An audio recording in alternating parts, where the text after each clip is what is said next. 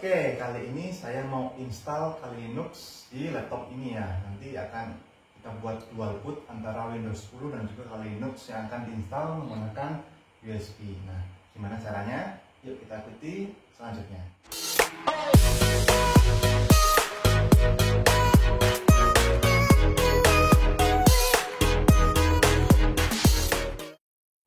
Oke, di video sebelumnya sudah saya jelaskan juga ya cara untuk install Windows 10 di komputer atau laptop menggunakan flash disk ya, dan juga sudah pernah saya bahas juga cara untuk install Kali Linux di dalam VirtualBox. Nah, kita dulu coba untuk menggunakan virtual machine untuk menginstal Kali Linux. Nah, kali ini kita akan lakukan instalasi Kali Linux di mesin beneran nih, atau di komputer. Nah, bukan lagi di virtual machine tapi di real machine ya, menggunakan laptop atau komputer. Jadi di laptop ini sudah terinstall Windows 10 dan nanti akan saya buat menjadi dual boot. Dual boot itu ada dua boot yang bisa kita gunakan, atau kita bisa menggunakan dua operating system di dalam satu mesin atau di dalam satu komputer atau laptop. Nah, gimana caranya? Yang pertama, jelas kita akan membuat dulu untuk file USB-nya yang bisa kita gunakan untuk booting install Kali Linux-nya. Caranya gimana? Kita lihat. Oke, sekarang kita akan buat file installer Kali Linux menggunakan USB ya. Di sini kita masuk dulu ke websitenya Kali Linux ya, di www.kali.org, kemudian klik download ini. Nah, di sini kita gunakan yang bare metal ini ya. Nah, bare metal, kemudian kita scroll ke bawah. Kita gunakan yang installer ini, 64 bit. Kemudian kita download yang ini 3,2 GB ya. Kita klik. Oke, ini dia file ISO nya akan kita download. Kita tunggu aja ya, kita oke. Oke, ini udah selesai ya untuk downloadnya. Sekarang kita bisa download lagi untuk file buat bikin USB portable-nya, yaitu menggunakan aplikasi Rufus ya. Teman-teman bisa coba googling, cari Rufus, atau langsung masuk ke rufus.ie ini. Kemudian kita scroll ke bawah, di sini kita download ya, yang Rufus ini 3.17. Oke, kita save lagi. Oke, kalau udah kita buka Rufusnya. Ya, jangan lupa untuk dicolok USB-nya ya. Di sini saya sudah colok USB-nya di drive K ini menggunakan flash disk 8 GB ya. Kemudian untuk boot selection-nya kita akan select ini. Nah, ini dia file ISO Kali Linux-nya, kita pilih, kemudian open. Oke, kalau sudah kita bisa langsung start, tapi pastikan dulu di sini kita akan gunakan quick format ya. Jadi nanti file yang ada di flash disk ini akan hilang semua, datanya akan diformat. Jadi pastikan data-data yang ada di flash disknya itu sudah di backup atau sudah tidak ada data penting ya, supaya nanti tidak terjadi hal yang tidak diinginkan. Oke, sekarang kita langsung aja start. Kita pilih yang paling atas ini. Oke, yes. Nah, ini kalau muncul lagi keterangan seperti ini, kita klik OK ya. Sekarang kita tunggu prosesnya sampai selesai. Oke, ini udah selesai ya untuk prosesnya. Di sini statusnya udah ready ya. Kita bisa coba buka, lihat isinya. Nah, ini dia. Untuk filenya sudah ada di sini. Sekarang kita bisa gunakan flash disk ini untuk di-booting di laptop atau komputer yang akan kita mau install Kali Linux untuk dual bootnya menggunakan Windows ya. Jadi nanti akan muncul dua sistem, Windows dan juga Kali Linux-nya. Oke, kita akan coba langsung untuk install Kali Linux-nya. Oke, setelah kita bikin file USB-nya yang sudah diisi dengan file untuk instalasi Kali Linux, kita login dulu atau kita masuk dulu ke dalam Windows 10-nya ini di laptop atau komputer teman-teman ya, karena kita akan buat partisi baru untuk instalasi Linux-nya. Oke, sekarang kita masuk dulu ke Windows 10-nya. Ya, ini udah masuk Windows 10 ya. Oke, sekarang teman-teman bisa masuk atau menggunakan tombol Windows dan X ya. Nanti muncul menu ini, klik tombol Windows X, kemudian di sini Disk Management.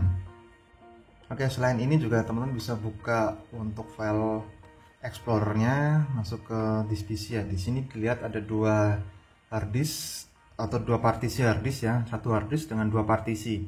Ini disk C dan disk D. Nah, nanti teman-teman bisa gunakan terserah mau partisi dari ngambil dari C atau D-nya. Yang penting untuk free space-nya masih tersedia ya. Di sini dua-duanya masih banyak nih, tapi saya akan gunakan untuk disk D-nya saja. Jadi saya di sini masuk lagi ke disk management. Disk D-nya masih lumayan, ada sekitar 200 GB. Nanti akan saya partisi ulang dan dipecah lagi menjadi beberapa giga ya yang akan digunakan oleh Linux-nya. Di sini saya menggunakan D-nya, teman-teman terserah menggunakan disk apa. Kemudian diklik kanan, kemudian klik shrink volume. Nah, di sini adalah kita akan membuat partisi baru dengan memotong free space atau ruang kosong pada disk D-nya ini. Yang mau di shrink kira-kira berapa giga? Ini kan 23 giga. Berapa nih ya? Sekitar 231 mungkin ya. Nah, saya akan buat misalkan 51 giga gini ya. Oke, shrink. Ini dia sekitar ya 50-an giga lah. Kita gunakan untuk Kali Linux-nya. Ini nanti terserah teman-teman dan terserah juga tergantung dari free space yang teman-teman punya ya. Kalau misalkan masih banyak terserah mau dikasih berapa, 100 juga boleh. Tapi karena di sini saya coba gunakan aja nih. Jangan terlalu besar, 50 aja lah. Kalau sudah, kita bisa close dan restart ya. Shutdown juga boleh atau di restart, terserah. Saya akan shutdown aja. Sekarang kita akan masukkan atau colokan ke USB nya ini ke dalam laptopnya ya. Oke, dan pastikan juga laptopnya sudah harus dicas supaya tidak terjadi waktu proses instalasi mati gitu ya. Itu kan bahaya sekali nanti. Oke, kita nyalakan laptopnya.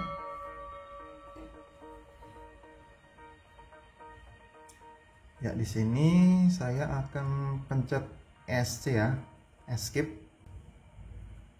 Oke, di sini saya akan masuk ke startup menu menggunakan tombol ESC tadi. Sekarang saya masuk ke boot menu, saya mau booting menggunakan flash disk ya. Oke, di sini ada beberapa opsi. Kita bisa gunakan graphical install maupun yang install. Untuk lebih mudahnya kita gunakan saja yang graphical install, enter.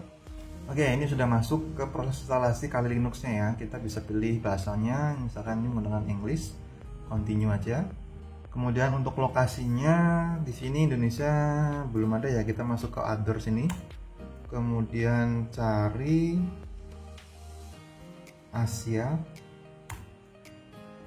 ini Indonesia. Oke, kalau sudah ini juga pilih United States. Email keyboardnya pakai American English, nggak masalah. Oke, kita tunggu aja sampai proses deteksinya selesai ini, scanning file instalasinya. Nah, kalau muncul seperti ini kita bisa pilih yes saja, kemudian langsung continue. Nah, kalau muncul gini kita bisa pilih no aja, kemudian enter.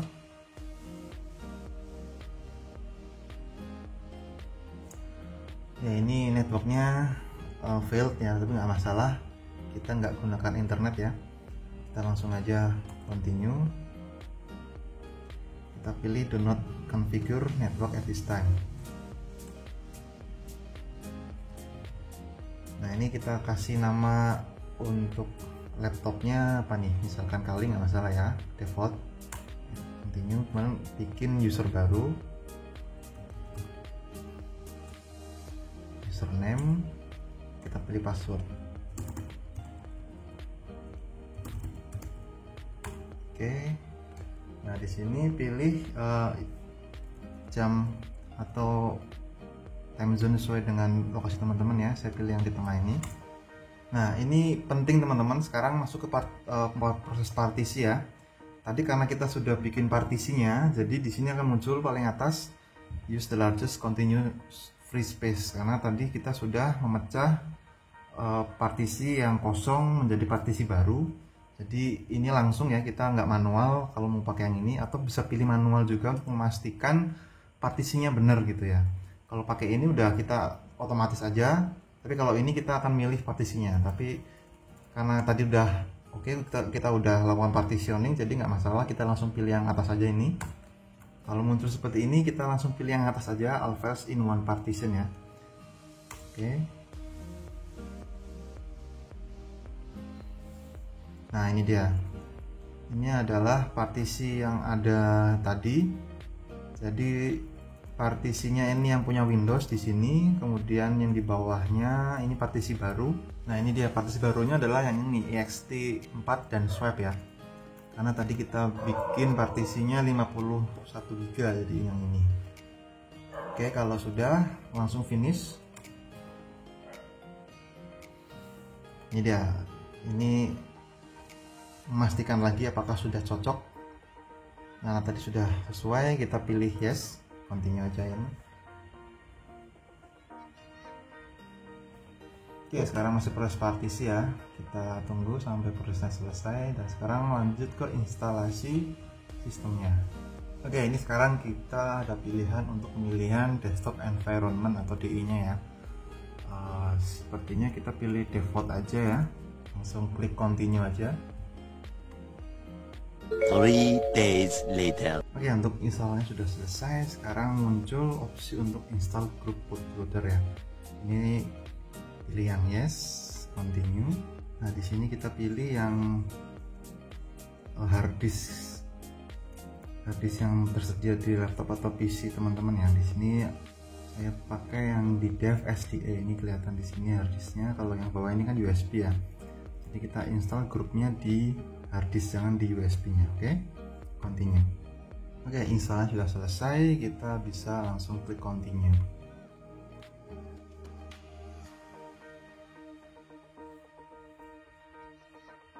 Oke, sekarang kita bisa cabut flash disknya. Oke, ini dia, kita sudah selesai dan ini sudah muncul ya. Ini grupnya. Jadi defaultnya adalah yang pertama itu Kali Linux, jadi defaultnya Kali Linux. Kemudian kalau mau Windows ini ada di bawahnya nih.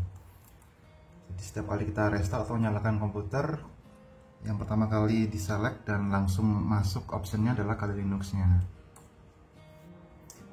Oke, sekarang kita login ya.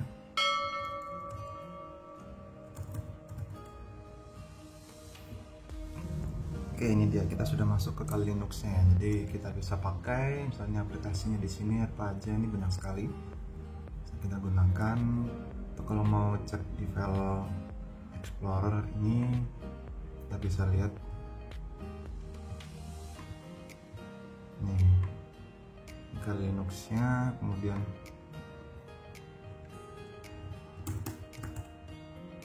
nah ini data di Windowsnya ya, di C. Ini yang di D nya. Oke, sekarang gimana caranya untuk supaya bisa mengganti settingan grupnya ya, supaya defaultnya ke Windows nggak ke Linux. Kita bisa masuk ke ini, buka terminal ya, terminal ini ya, masuk ke dalam rootnya, kemudian kita mengetikkan perintah mousepad boot group.cfg. Nah ini adalah isi dari file group ya, yang waktu kita buka tadi di awal langsung muncul menunya. Kita akan rubah menunya supaya defaultnya yang paling atas adalah untuk Windows ya, atau supaya tidak langsung masuk ke Kali Linuxnya. Nah ini yang menu entry ini adalah yang Kali Linuxnya yang paling awal ya. Kemudian yang untuk Windowsnya ada di sini nih, ini dia. Ini akan kita pindah ke atas ya.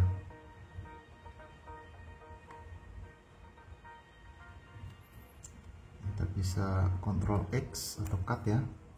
Kemudian kita naik ke atas, scroll, kita cari yang tadi ada Kali Linux-nya.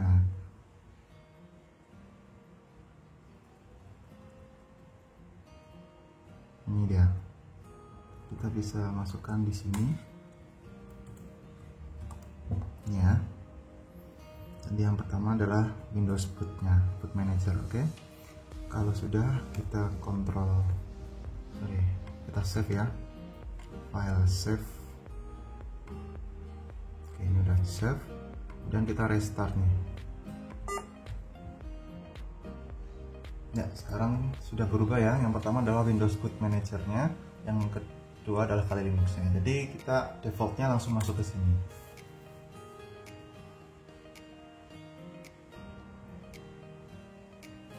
Oke, ini dia, ini Windows-nya. Windows 10-nya masih aman ya. Tidak ada file yang hilang. Semuanya masih sama. Ini dia.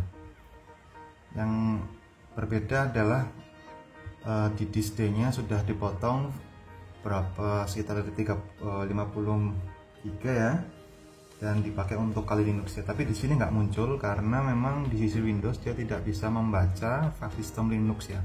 Cuma bisa membaca untuk file system FAT32 dan NTFS seperti ini. Ini juga kebacanya untuk instalasi filenya di flash disk karena perlu dicabut. Oke, mungkin itu aja teman-teman. Terima kasih sudah menonton sampai selesai. Semoga bisa membantu teman-teman dalam melakukan instalasi Kali Linux. Sampai jumpa kembali di akun channel.